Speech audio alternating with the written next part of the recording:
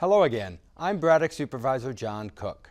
Welcome back to Braddock Neighborhood News, the program I am using to provide you with information on issues facing our community and ideas on how we can strengthen our neighborhoods. Each year as winter turns to spring, our yards, parks, stream valleys, and surrounding areas come to life with new growth. Unfortunately, not all of this growth is welcome.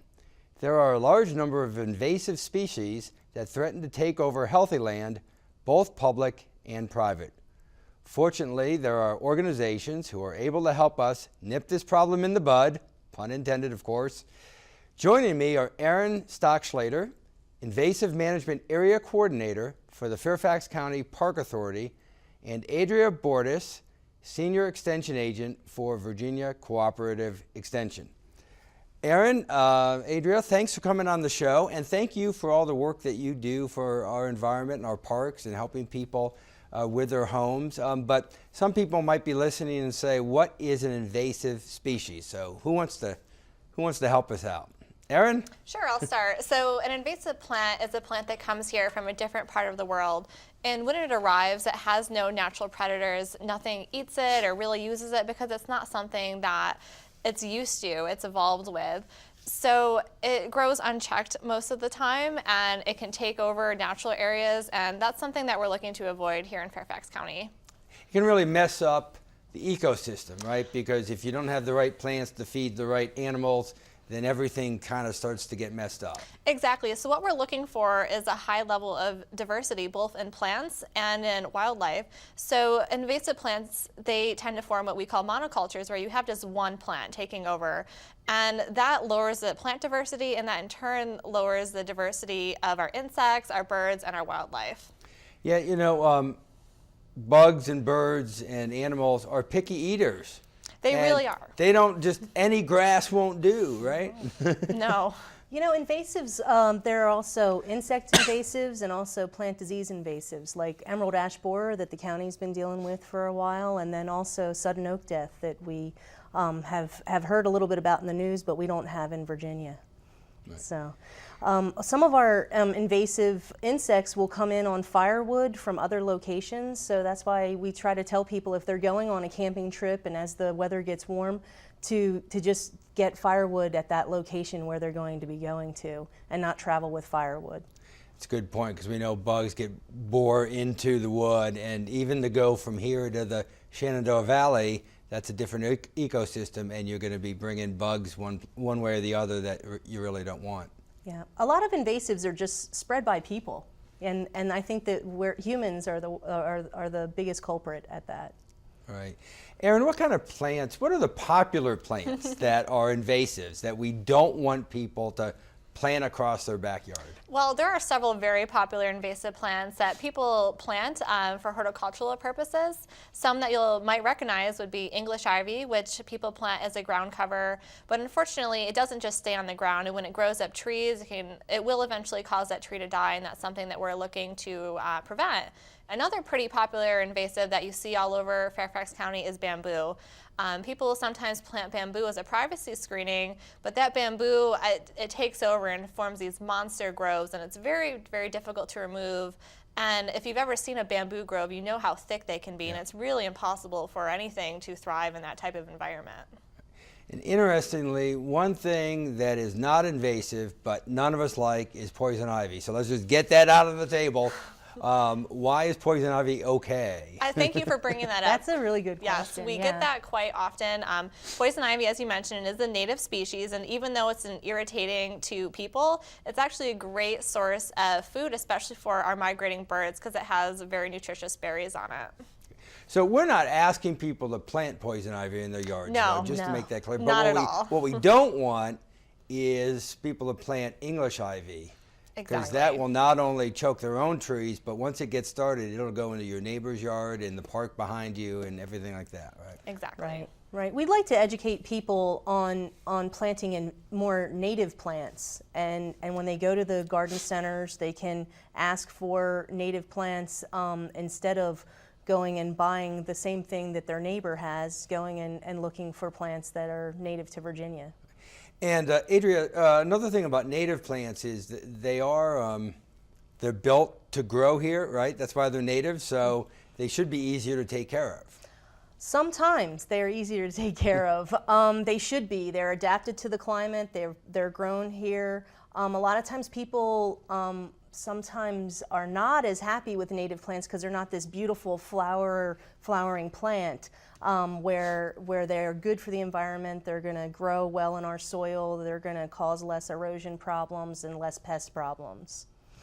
And we're not saying that nobody should ever plant a flower in the backyard that's not a Northern Virginia flower. But I guess one thing that we do want to do is try to contain those plants that spread. That's exactly right. So there's a difference between a non-native plant and an invasive plant. And what we're hoping is that people will not choose invasive plants.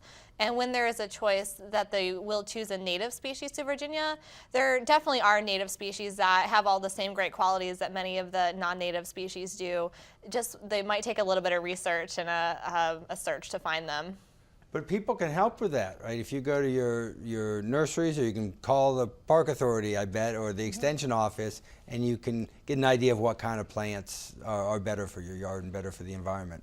Right, we have people to help out. Our volunteers, both with the IMA program and with the Master Gardener volunteer program, people can help out our homeowners with plant selection. We have plenty of resources. There's plant clinics around the county starting in May through September. And in the Braddock district, we have plant clinics at the Kings Park Library and at the Burke Center Farmers Market at the VRE. Both of those locations are easily accessible on Saturday, and people can go and ask questions, or if they have problems with their yard, the plants in their yard, then they can also bring those to us as well. And you mentioned the IMA program. What's that? The IMA program is the program that Erin heads up, and I'll let her talk about that. Sure. So the IMA program, or the Invasive Management Area Program, is a community-based project that was designed to reduce invasive plants on parkland. It was formed in 2006, and since then we've had over 10,000 volunteers volunteer with our program to restore habitat on parklands.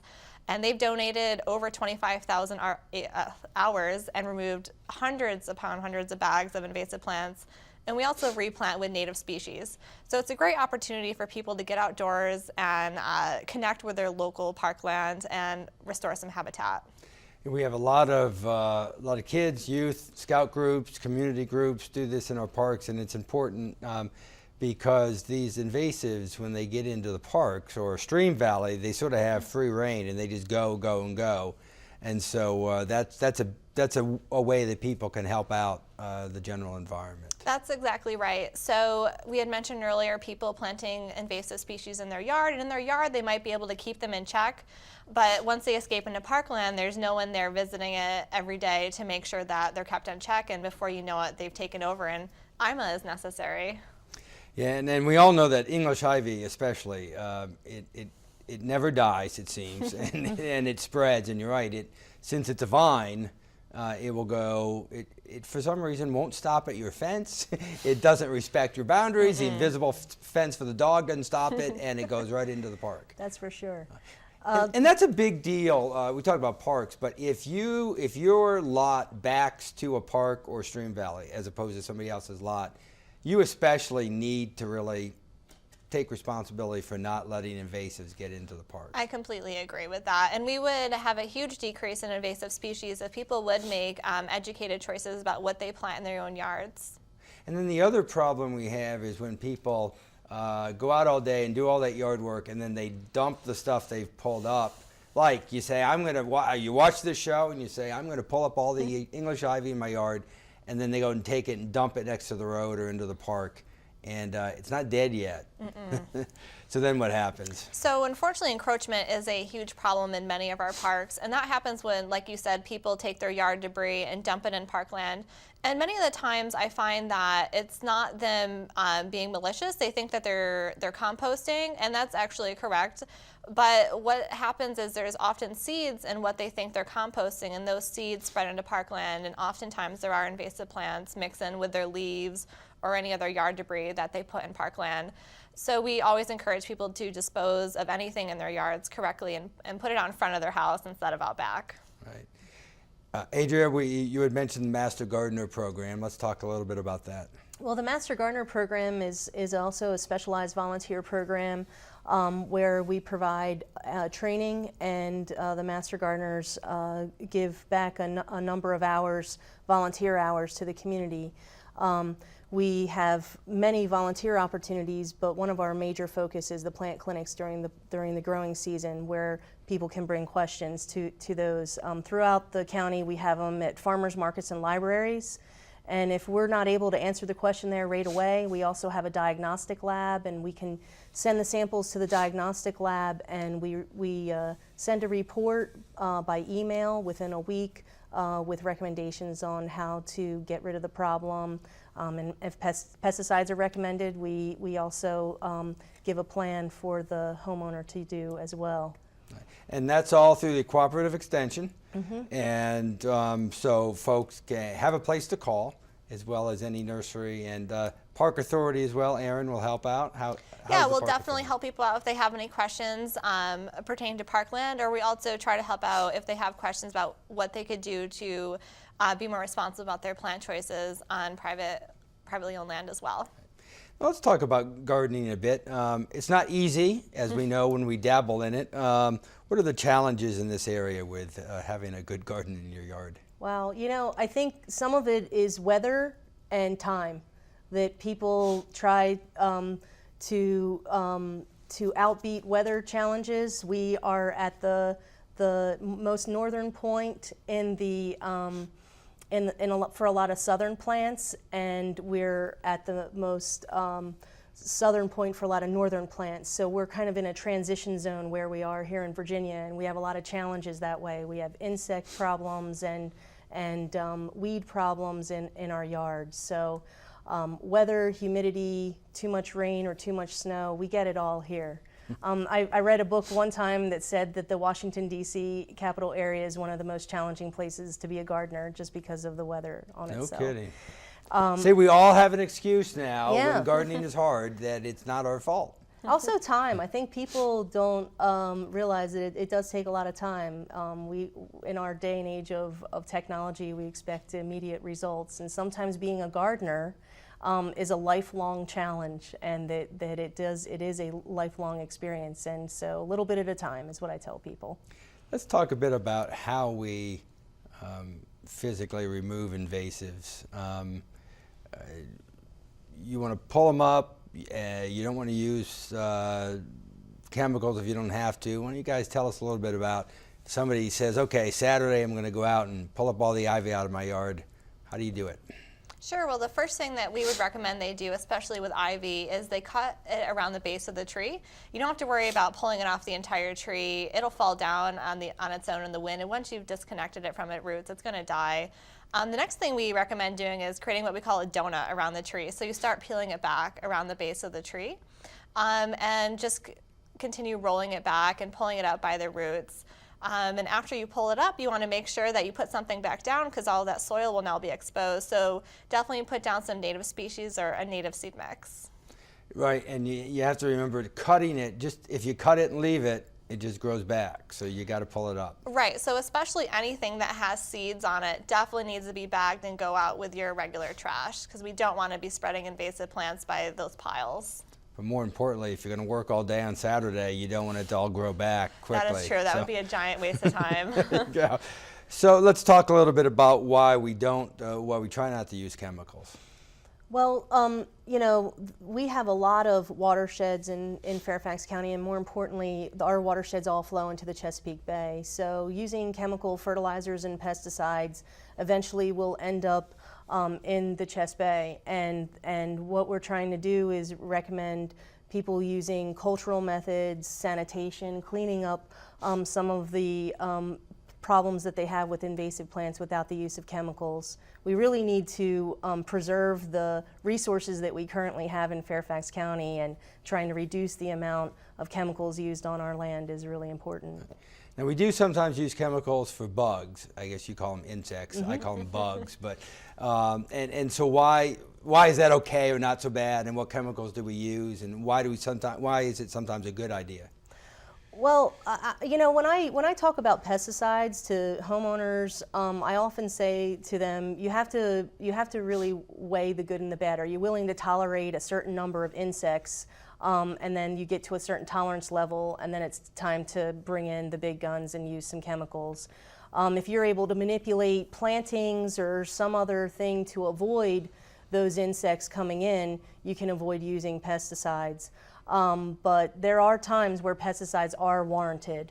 Insecticides used for some invasive insects like emerald ash borer are critical to saving some of our native ash trees.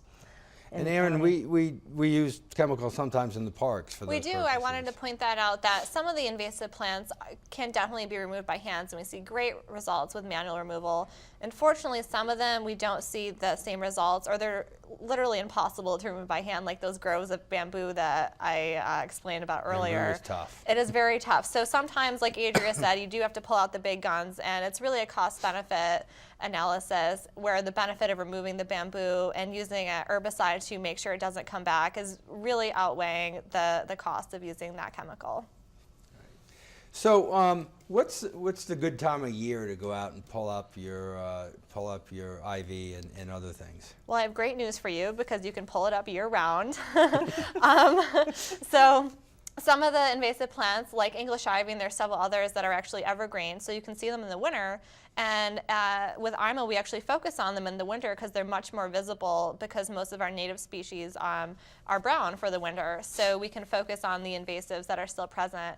We do pick up steam with the invasive management area program in the spring because it's the start of the growing season. Lots of the invasives that are not evergreen are coming in.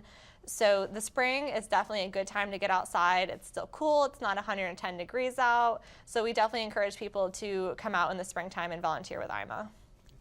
And let's say we've got our yard in good shape without invasives, but our neighbor, or maybe behind us, we don't have to blame the neighbor, maybe behind us is the park and there's a whole bunch of English ivy. How do we stop it from encroaching onto our yard, or do we just have to go out and pull it up every couple of weeks? Well, fortunately, the IMA program has a system in place where people can work with the Park Authority and become an IMA site leader and receive training from the Park Authority and go onto parkland and remove the invasive plants. Normally, removing any vegetation from park is prohibited, but with the proper training and becoming an IMA site leader, we would love to work with people to facilitate that. Okay, so we can go out and you can clear it out behind you and push it back. And are there other ways we can kind of stop stuff from just coming over into the yard, or is it just put on the gloves and go out and pull? There's really very few methods to stop plants from crossing property boundaries. One way is you could put a piece of corrugated plastic in the ground, and that'll prevent the roots from spreading onto your property line. That works very well with bamboo. The best thing to do would be either to talk to the Park Authority if we're your neighbor, or to talk to your neighbor and see if you can come up with a joint solution to remove it on both pieces of property.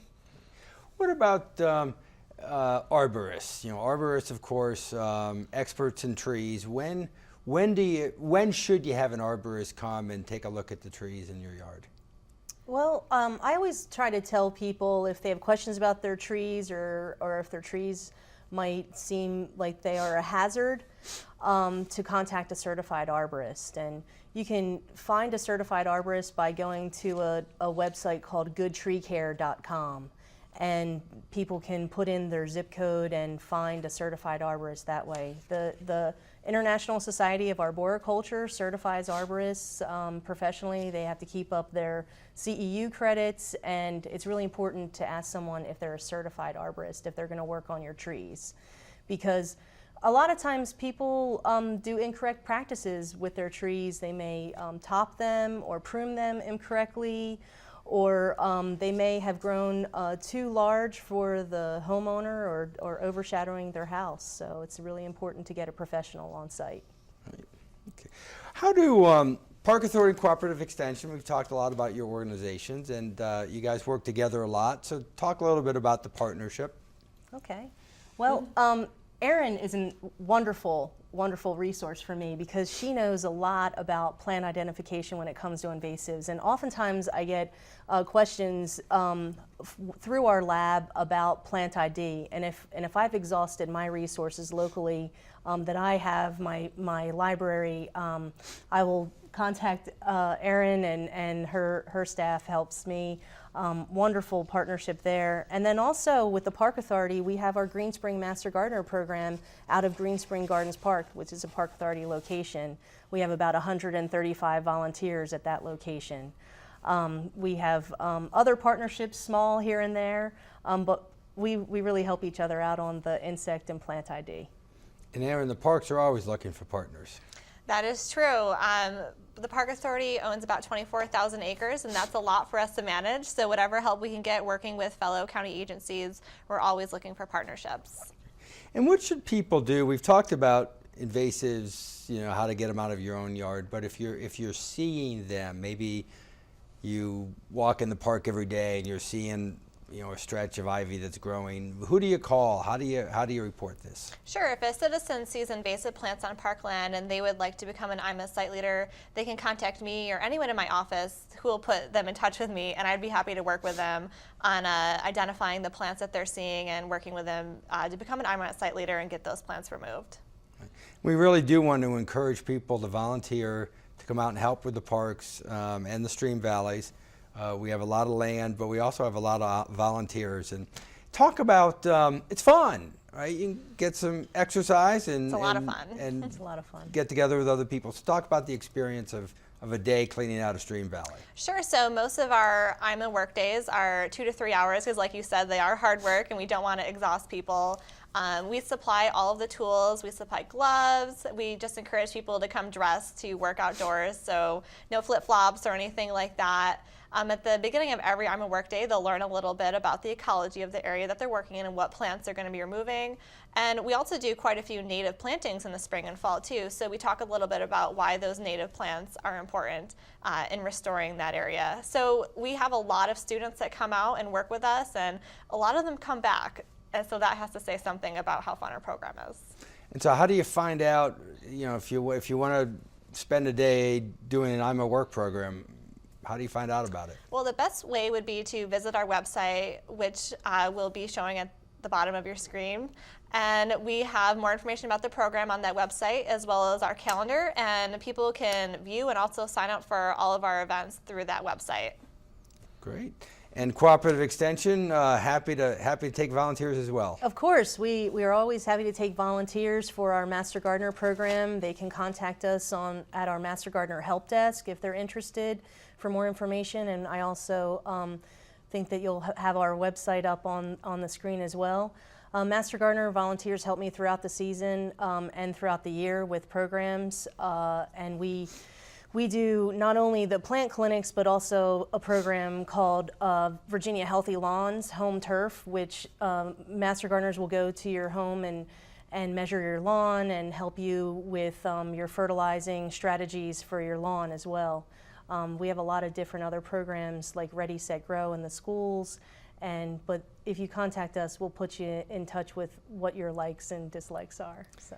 Let's say you're a real amateur at this and you figure, okay, I think I know what English ivy is and I know what bamboo is, but other than that, and maybe I don't want to call a master gardener over for a day, but what should people look for in their yard if they're wondering, all right, what other invasives are there that we're trying to keep out?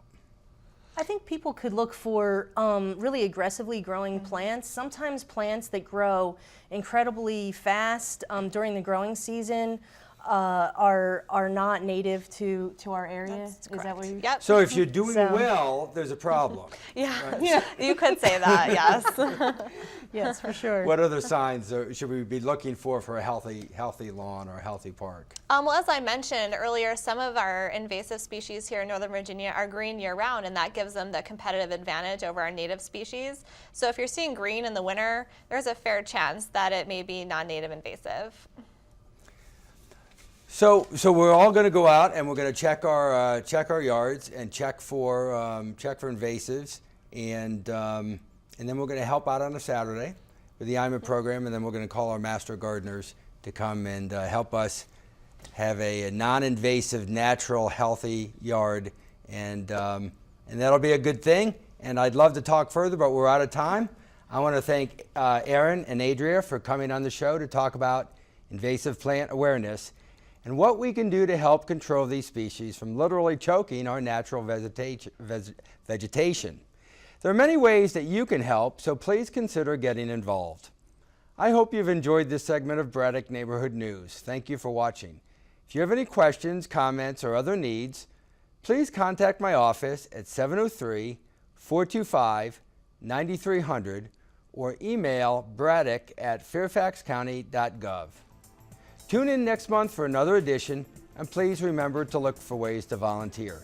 Your community needs you.